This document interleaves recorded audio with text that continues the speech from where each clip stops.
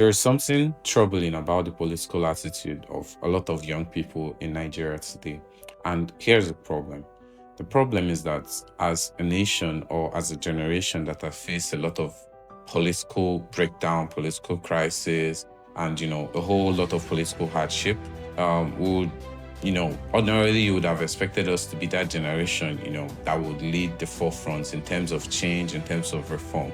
But then that's sadly not the truth, because a lot of young people, obviously not all, are just waiting for their turn. Because for a lot of young people, getting access to the political world is not just maybe an opportunity to change something. It's just an opportunity to take your own share of the national cake. I mean, a lot of young people out there are just waiting for that opportunity to probably go there and be, the most influential and financially stable version of themselves. How am I making these assumptions? I mean, it shows every day. It shows in the way young people who actually get into these political positions or get into very youth-oriented political positions, how they react, how they act, and actually how they say. Now, let me take, for example, I stumbled across the page of someone serving in the National Youth Parliament, or I don't know what they call them officially.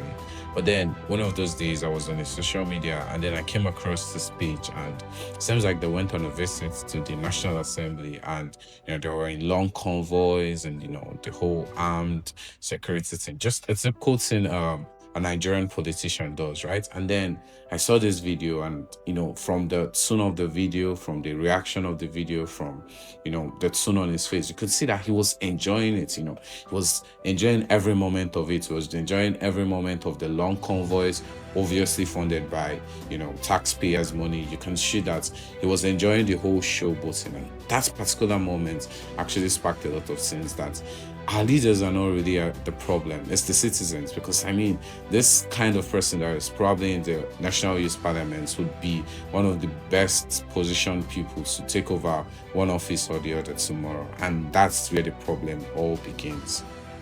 Because while we are clamoring for the present leaders to probably leave power or probably change, you should also worry about the future. What does the future look like in the political scene?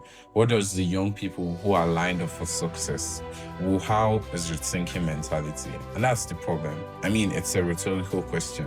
Today, if you're elected into power, how would you react? Would they be interested in long convoys? Would they be interested in, actually making sure that democracy thrives?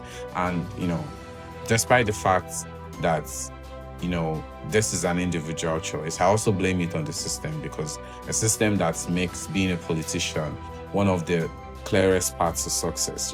Every youth would actually, not every youth, I mean most of the youths who are interested in it and are doing what they're doing now probably are just leveraging on that already corrupt system. But then the change actually begins with you as a young person. Actually take your time to look at the problems of this country, and not only criticize, also in your own little way try to create change, because change begins with you. Because tomorrow, who knows, you might be the next person to take over the seats that you're criticizing. So actually sit down, ask yourself deep thoughts questions. How would I actually react, or how would I act if I'm elected into office today? Thank you.